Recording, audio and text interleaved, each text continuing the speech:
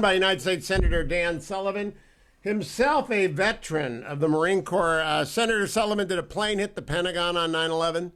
Plane hit the Pentagon on 9/11, and what we did after 9/11, Hugh, was to send our military abroad to go after the enemies of our nation, which is why we weren't hit again, which is why I'm a strong supporter of the Republican position of many things, and one of them is a strong military. By the way, I do want to thank you for your kind condolence note. Speaking of the military, after my father passed away right after my re-election, you know, like you, I'm from a proud Navy Marine Corps family with generations of service. Loved hearing about your family's incredible service. And as the only member of the U.S. Senate still serving in the military, I'm a colonel at Marine Corps Special Operations Command right now.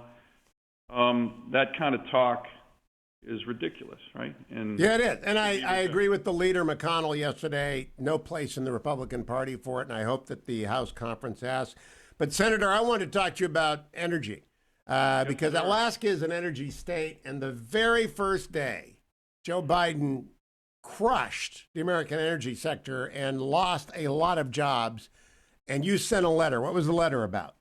So I sent a letter with 26 senators, over one quarter of the U.S. Senate, saying to our new president, hey, this is not good for the nation. It's not good for working families. This is a lose, lose, lose. You said you wanted to work together with us. We want to come talk to you about energy. And I will tell you, Hugh, you mentioned it. First week, it's not just crushing jobs when we're in a recession, but it's taken away one of America's greatest strengths. We've become an energy-independent nation. As you know, that helps our economy, that helps manufacturing. It really helps foreign policy and national security. And here's the one thing that I want to talk to the president about. We want to talk as a great group of senators, as you saw in my letter. 2005 to 2017, guess which country reduced greenhouse gas emissions more than any other country in the world? By far, it was America. So we can create jobs, millions of jobs, grow the economy, grow the energy sector, and reduce greenhouse gas emissions because of this revolution in natural gas. And we need to press this. The Biden administration is completely off on the wrong foot, and they're undermining the great workers of America. Well, I also had Selena Zito on yesterday. It's not just the energy workers. When they shut down XL, hotels across San Diego emptied. They were devastated. Towns are devastated. I'm sure Alaska has also got a fragile relationship between economic recovery and energy. I don't know what he can do to your state, but he sure did devastate South Dakota. Oh, look, if they continue the way they are, this is going to be devastation. I heard your program with Selena, and she's exactly right. But here's the broader issue. If you saw John Kerry, if you saw Gina McCarthy yesterday or last week, they are so cavalier and condescending about these jobs. Oh, they need to make better choices. Some jobs need to be sacrificed. Here's the big issue, Hugh, and it's a big political issue. Every time in the last decade that the National Democrats have had a choice between the men and women who build things in America, a lot of my constituents, energy, resource development, pipelines, and the choice between them and the far left radical coastal environmental groups and interests, they always go with the radical groups. Now, here to me is something that, and I quote these union leaders, trade unions in particular, in my letter to President Biden. But here's the argument I've been making for 6 years with my colleagues, and I think it's more important than ever. These are men and women that we should embrace. You know, I won election in 2014 by a little under 3 points. I had no union support. My re-elect just happened. I won by 13 support, and the vast number of the building trades in Alaska endorsed me. They will get behind Republicans who believe in strong jobs, working families, and I think that's a huge part of the future of our party. And the Democrats just disregard them and talk to them in a condescending way. We should embrace these great men and women who build things in our country, and now's the time to do it. Now, Senator, yesterday, 10 of your colleagues went to see President Biden, with whom you worked. I mean, you worked when he was president of the Senate. You know him. Yeah.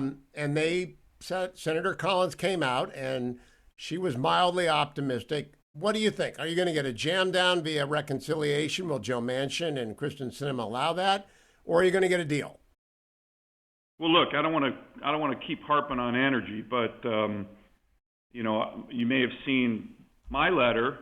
The 10 Republicans, all good friends of mine, wrote the president. 1/4 of the Republicans in the entire U.S. Senate wrote the president on energy, and they said they have no plans to meet with us. My view, look, that's politics, but my view is that's not just disrespectful to the Senate. That's disrespectful to the millions of energy workers we represent. So I hope the president and his team rethink that and want to meet with us on the topics of energy and energy jobs. By the way, so many of those jobs are veteran heavy. You know that, Hugh. So many of our veterans are in that sector. But with regard to what's going to happen, look, I'm going to get a readout directly from our colleagues who were with the president over lunch today.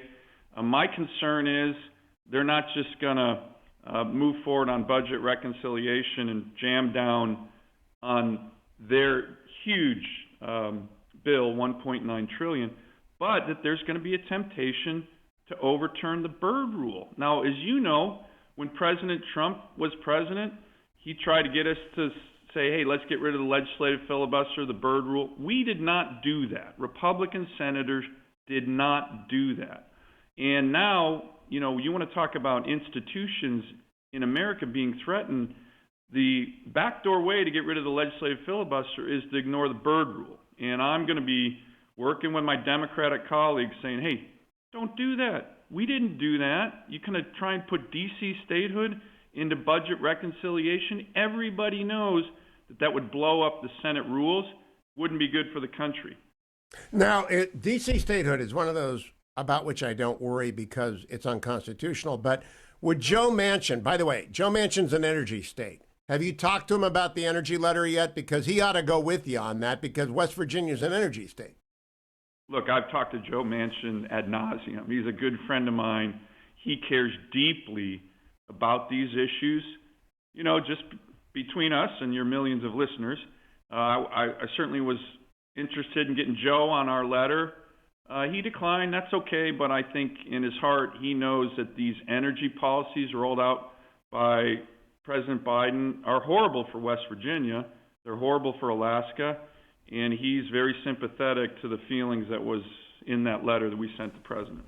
So my question is, his reassurance to Leader McConnell and that of Senator Sinema that they would not support a filibuster repeal, do you read that as a guarantee as well that they will not support any expansion or indeed repeal of the Byrd Rule, which for the benefit of the Steelers fans, that's the rule that limits budget reconciliation to budget matters. And if it's ruled not to have a budgetary impact, it's outside of reconciliation.